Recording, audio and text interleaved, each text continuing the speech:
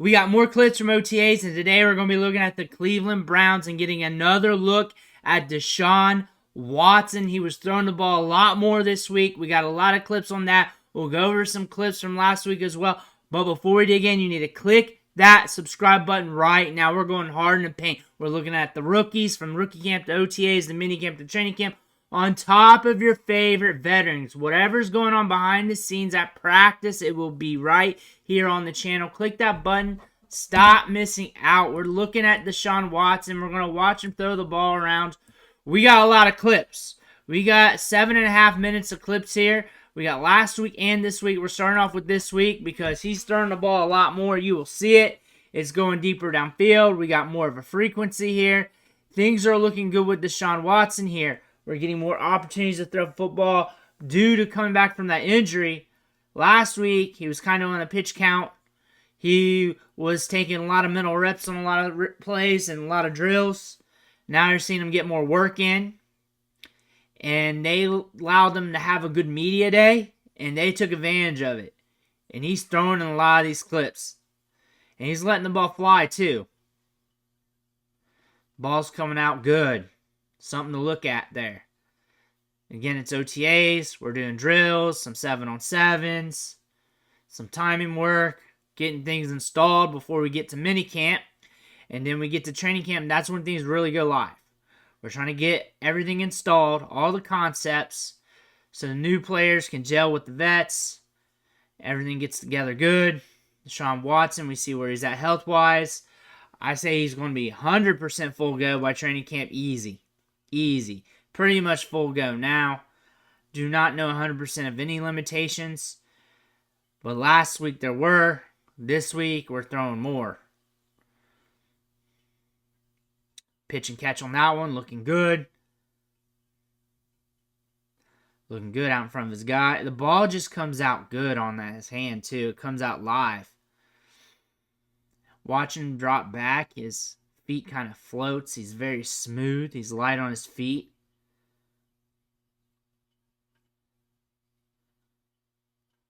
He's got an arm on him. They're letting it rip a little bit more.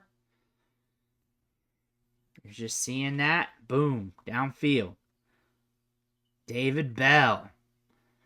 Interesting wide receiver prospect from Purdue. Good ball skills. I would love him on the back end on any depth chart. The Browns are great to have him. He's a guy that if injuries happen to the wide receiver depth chart could step in and make plays. He's not a guy that's going to take over the league or anything, but he's a guy to keep your system moving. He's got good ball skills, can create separation. Did not do well at the NFL Combine, I'll say that. But on the back end of your roster, a good wide receiver to have. Very talented. They got a lot of talented wide receivers here below the starters. Cedric Tillman, a big wide receiver. He showed a little promise last year. Was starting to get more workload in the back end of the season. Jamari Thrash they picked up. They keep picking up these cheaper wide receivers who fall in the draft. He's got good speed. He's quick off the line of scrimmage. He's good after the catch. Watson slinging the ball around a lot more this week. We're seeing that moving around in the pocket. The ball's getting out there. Ball's going deeper. It's looking good. We're going to get to training camp. Things are going to look good. Ball's getting out there. We saw some of these throws before, but different angle, different beat writer. Here's another one. Stepping back there. Might be from last week. Some of them get mixed in.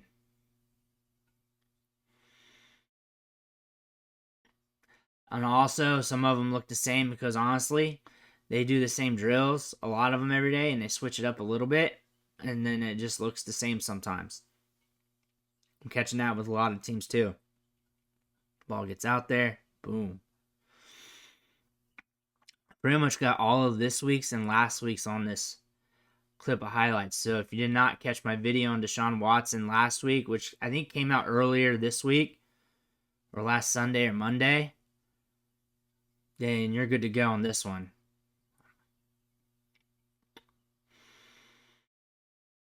But his feet are smooth. He's light on his feet, moves well, gets the ball out. right in front of the wide receiver, right in front of Elijah Moore, dropping it right in the bucket. Very composed. We just got to put together a good season. And the Browns, this is a very good team from top to bottom. From top to bottom, this is a very good team. And this is a team that could really just take over the league. We just got to stay healthy. This is a very good football. This is a Super Bowl upside team. From top to bottom, offense and defense. And something happens to Watson, they're ready because they got Jameis Winston there. Now, a very good backup quarterback. A very good backup quarterback that if he has to, he'll win you some games. He'll win you some games, especially with a team like this. Fires it deep downfield with this good wide receiver depth chart. He'll definitely do that. I think Watson needs to step it up this year. I think Browns fans would agree. I think injuries have impacted this. I think adding Jerry Jeudy too makes it a lot easier for him because you got another wide receiver you can trust, another wide receiver that's going to create separation, another wide receiver that when you're getting your pre-snap reads, you see the coverage and you know where the breakouts are going to be at for the wide receivers. You trust them, and that trust is a big deal because you can count on the timing.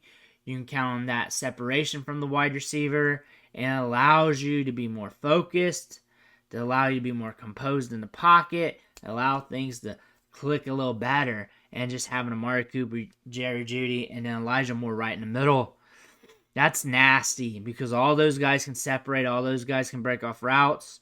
You're adding a different dynamic to this team. I think Deshaun Watson better take a step forward because you got more weapons. They made another investment.